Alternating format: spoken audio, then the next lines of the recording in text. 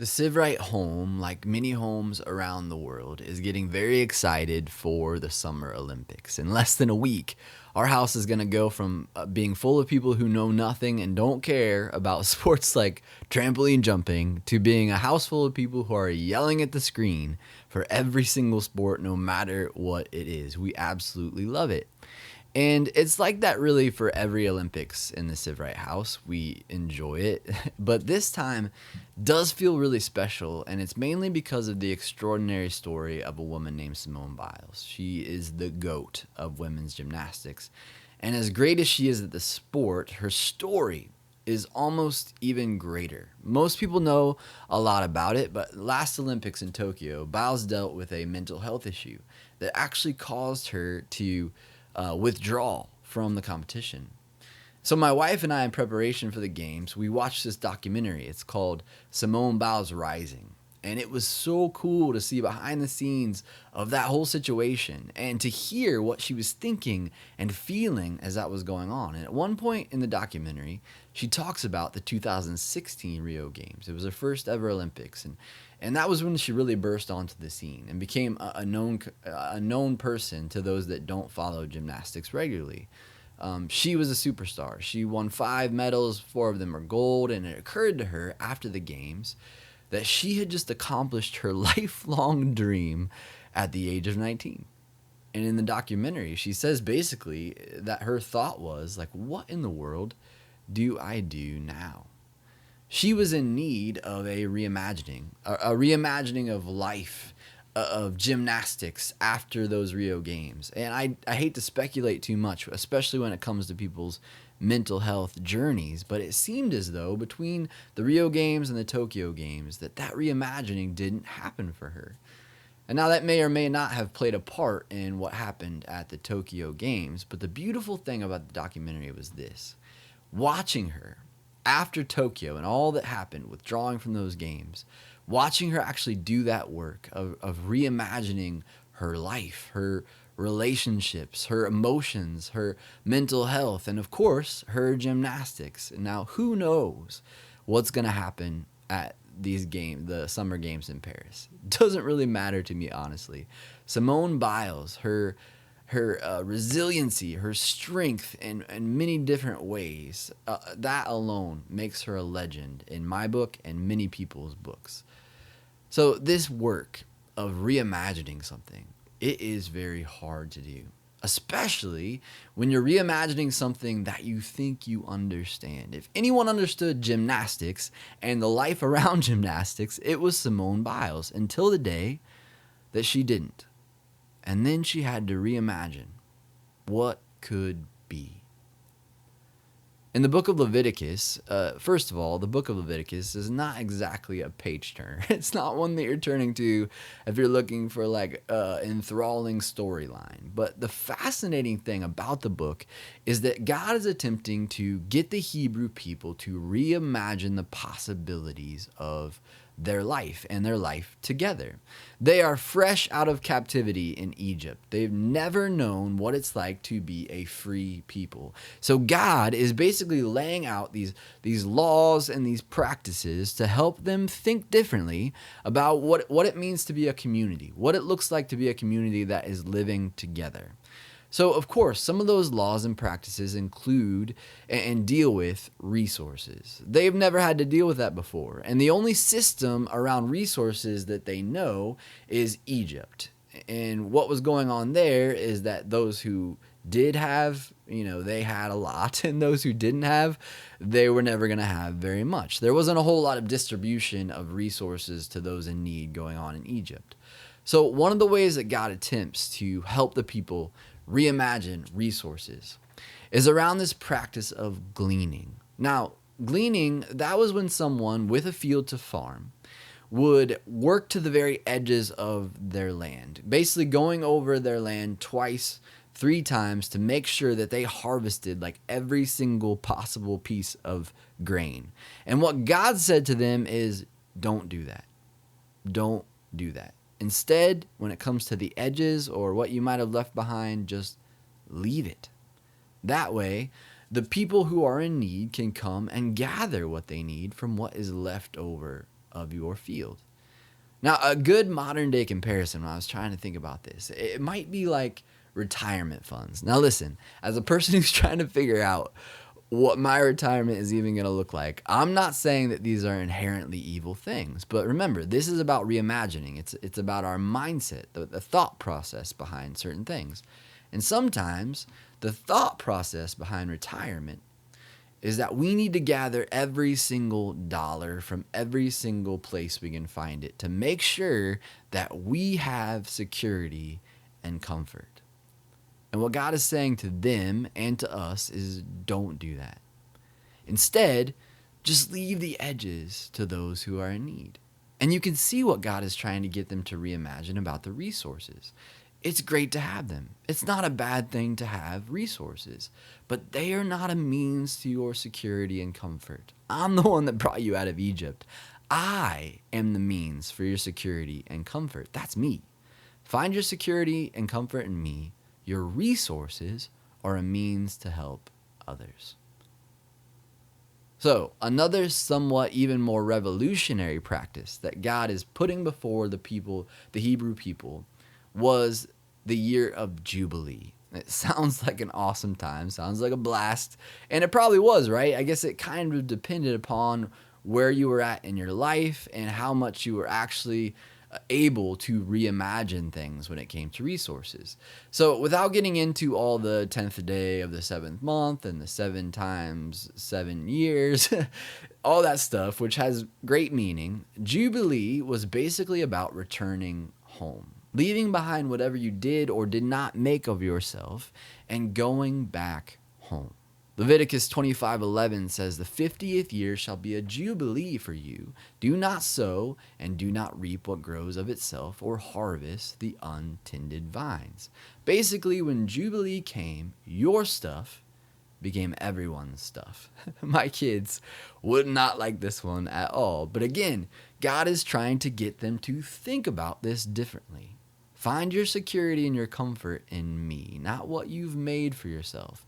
Your resources are a means to help others, the community. Now, it probably goes without saying, but this reimagining that God is asking the Hebrew people to do, it doesn't stick. We don't really know why, or maybe we can actually easily know why, because we see it all the time. But regardless, they fall back into this thought process that I need to take all I can get for myself. In Mark 12, we see that this thought process of getting all I can for myself is even crept into the practices of the synagogue. Jesus has some harsh words for these teachers of the law who are making their riches basically off the backs of widows and others who need their help and have very little. So Jesus sits down with his disciples across from where offerings are being given to the temple treasury. And rich people are making a really big show of this, showing off how much they're able to put in.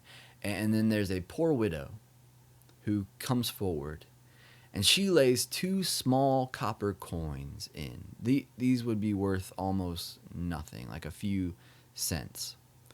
And Jesus calls his disciples over, and he draws their attention to this widow's offering. He says in Mark 12:43 and 44, "Truly I tell you, this poor widow has put more into the treasury than all the others. They all gave out of their wealth, but she, out of her poverty, put in everything, all she had to live on."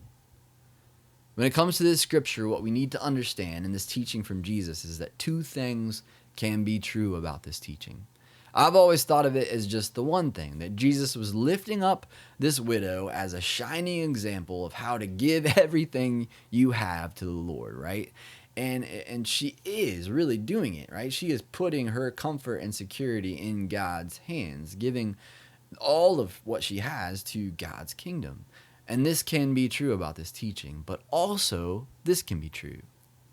Jesus wants his disciples to understand what a jacked up system this is. A system And the thought behind the system that creates this scenario that they just saw. This is not at all what God envisioned in the book of Leviticus. And Jesus wants his disciples to be in the practice of calling out these systems, calling out those systems so that we can reimagine something better than this. I live here in Kansas City, and I used to work down at 29th and Troost when I was in my mid-20s. And if you know anything about Kansas City and the history of Kansas City, you know that that area, that line actually, Troost, is like a dividing line in so many ways, racially, socioeconomically. It is just a dividing line of Kansas City. And I was trying to make some strides in this area, being a missional person with the resources that I had. This is the first real job that I'd ever had, so I wanted to use it to help others. So I started doing this practice. I committed to, if someone came up to me, which was pretty common occurrence on Troost, if someone came up to me and asked for money, I would give them everything I had in my wallet. Now, it usually wasn't very much, but this was a time when people actually carried wallets, so I would have some cash in there, and that was my commitment. I would hand over whatever cash I had. So I remember one day, a man came up to me as I was walking to my car from work, and he told me the story of why he needed money.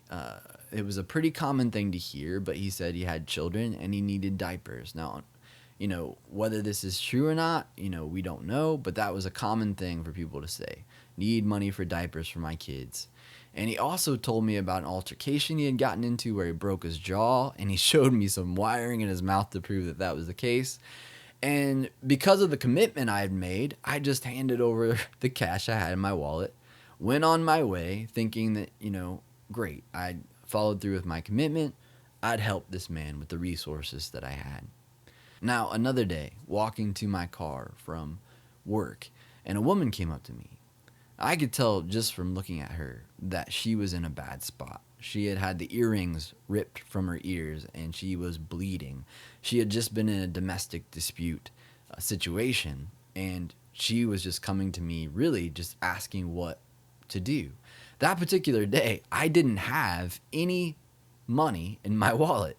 And so I couldn't just hand her over the money and go on my way thinking that I'd done a good job. I had to actually think about, okay, what do I have at my disposal to help this woman? She was in a frantic state, so I had a calmer mind to think about what she actually needed. She needed to get to the hospital.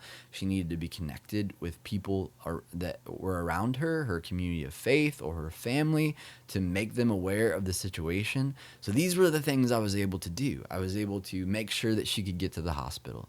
I was able to connect with her family, with her place of faith, and let them know what was going on, connect them to where she was at the hospital so that they could actually come and take care of her. These were the resources that I had at hand. And when I left that situation, I remember feeling so much better about that than the situation with the man, because I'd actually taken the time to reimagine, what can I do with what I have at hand to help others. I don't really know what happened between Leviticus and Mark to create the system that caused that scene with the poor widow at the synagogue. But I wonder if the practices with their resources lost the imagination behind them. Like, I had a practice of giving everything I had in my wallet, but what I lost was the imagination of thinking about the system that caused those people to be where they were.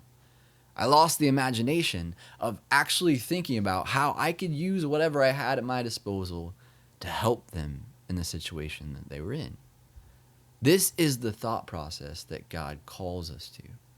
Our safety and security should be left to God. When people start stripping their fields bare, so to speak, it creates these systems that need to be called out. And our own resources, our money story, needs to stand in stark contrast to those systems. Our security is in God, our means to help others. The real tragedy behind the widow's offering story is that it's still happening.